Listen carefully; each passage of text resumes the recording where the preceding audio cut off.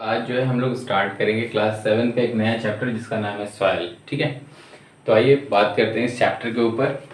सबसे पहले हम सॉइल की डेफिनेशन ही समझते हैं। ठीक है, सॉइल क्या होता है? तो सॉइल जो होता है एक डार्क ब्राउन कलर का या ब्लैक कलर का जो है सॉलिड मटेरियल होता है जो क्या कर रहा है, तो दैट इज द मिक्सचर। किसका मिक्सचर है? तो ये मिक्सचर होता है रॉक पार्टिकल्स का, और साथ ही साथ जो है प्लांट्स और एनिमल्स जब डेड और डीके कर जाते हैं तो उसका ये मिक्सचर हो जाता है, जिसको हमने नाम क्या दे दिया? ह्यूमस नाम दे दिया। तो अगर हम एक शब्द में समझना चाहें तो क्या होता है सॉइल? तो सॉइल जो होता है एक डार्क या ब्लैक, ब्राउन या ब्लैक कलर का मटेरियल होता है जो कि मिक्सचर होता है रॉक पार्टिकल्स का और साथ ही साथ dead and plants and animals का। ये तो हो गया आपका सॉइल। सॉइल की कुछ प्रॉपर्टी भी कह सकते हो होती है, इंपॉर्टेंट प्रॉपर्टी है जिसको हम लोग एसेंशियल फॉर सॉइल कह सकते हैं। और वो क्या है कि इसी पे जो है लिविंग ऑर्गेनिज्म, ज्यादातर लिविंग ऑर्गेनिज्म क्या करते हैं? सरवाइव करते हैं। तो इसको हमने क्या बोला? That is the existence of life. और दूसरा जो इसमें इंपॉर्टेंट पार्ट है कि that could be also help in the agriculture, क्योंकि हमारा इंडिया क्या है 70% पार्ट जो है, मतलब 70% पॉपुलेशन जो होती है वो एग्रीकल्चर पे डिपेंड है, और हमारा मेन रिसोर्स ऑफ इनकम जो है एग्रीकल्चर है। ठीक है, तो इसलिए जो है सॉइल हमारे लिए क्या है? बहुत इंपॉर्टेंट है। इसका यूजेस की भी बात करें तो पहला यूजेस क्या है? Growing food. फ्रूट्स का, फूड का मतलब हम क्या बात कर रहे हैं? हम बात कर रहे हैं क्रॉप्स का, हम बात कर रहे हैं सीरियल्स का, हम बात कर रहे हैं पल्सेस का। ठीक है, सेकंड जो है ग्रोइंग ट्रीज। अब आपको लग रहा होगा सर यहाँ फूड में ट्री भी लिख सकते थे आप, ठीक है, लेकिन यहाँ पे जो ट्री है वो उसका हमने इसलिए अलग से सेपरेट करा है because we are using the wood. ठीक है, और ये वुड का यूटिलाइजेशन हम लोग डोर, विंडो और भी पेपर्स, बहुत सारी चीजें बनाने की, मतलब इंडस्ट्रियल फैक्ट्रीज, इन सब जगहों पे जाता है, जिसलिए मैंने इसको क्या कर दिया? डिफरेंट पॉइंट में दे दिया। नेक्स्ट पॉइंट जो है इसका यूज क्या आता है? That could be also help to making a bricks. ईंट बनाने में काम आता है बेटे, ताकि आपका घर बन सके, आपका ताजमहल बन सके। ठीक है, आगे बढ़ो।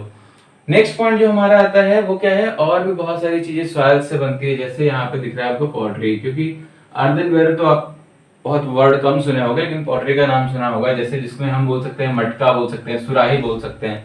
ये सारी चीजें भी सॉइल से ही बनती हैं। So that is the uses of soil. ठीक है, इसके बाद आपने ये देखा होगा कि एक दो वर्ड आपको मिलता है, पहला मिलता है वेदरिंग और दूसरा मिलता है ह्यूमस। तो वेदरिंग को हम लोगों ने देखा था, लेकिन डायरेक्टली हमने वेदरिंग वर्ड नहीं यूज किया था। जो वेदरिंग वर्ड है वो क्या है? So that is the breakdown. ये जो रॉक पार्टिकल्स है ना, इसी का जो वेरियस साइज है, वेरियस साइज कहां से मिलेगा? ब्रेकडाउन से मिलेगा। जो रॉक्स है वो ब्रेकडाउन करते हैं। तो जो वेदरिंग है वो क्या है? द वेदरिंग क्या है? प्रोसेस है जिसमें क्या होता है कि जो ह्यूज रॉक पार्टिकल्स होते हैं वो ब्रोकन डाउन हो जाते हैं। कहां पे ब्रोकन डाउन होंगे? तो स्मॉल पीसेस में ब्रोकन डाउन हो जाएंगे।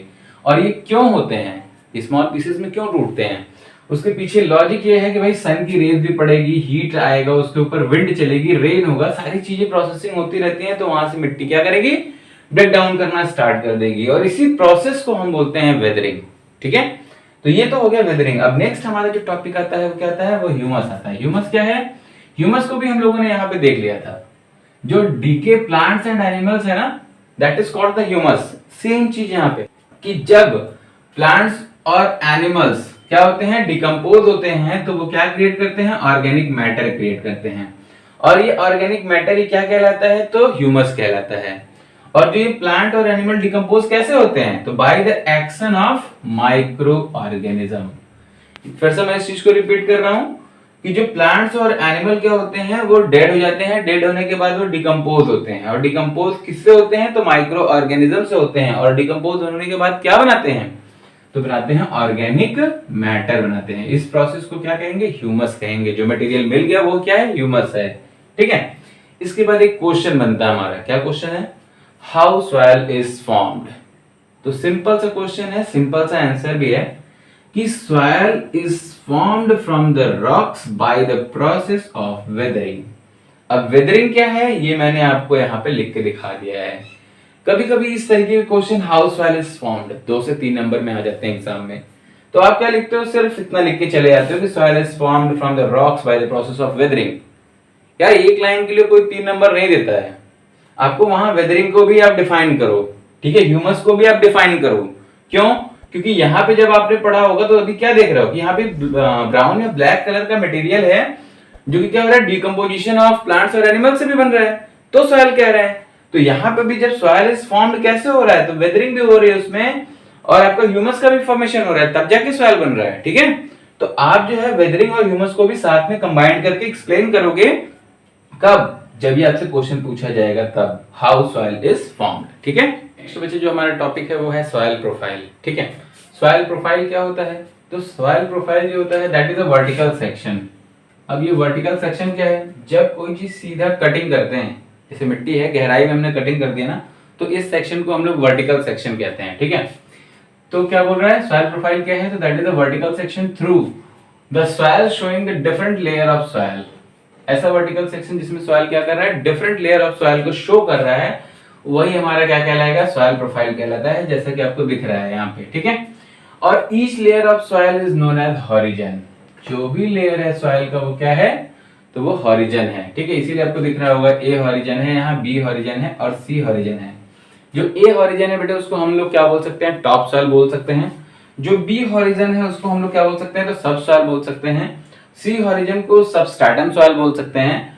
और लास्ट में आपका आता है बेड रॉक। बेड रॉक का मतलब एकदम हैवी चट्टान। ठीक है, जिसको हम लोग पेरेंट रॉक के नाम से भी जानते हैं, क्योंकि इतना ज्यादा अंदर कंप्रेस्ड हो जाते हैं कि they are found in a form of rocks. ठीक है, तो आइए वन बाय वन सारे चीजों को समझते हैं। पहली बात करते हैं हम टॉप सॉइल की।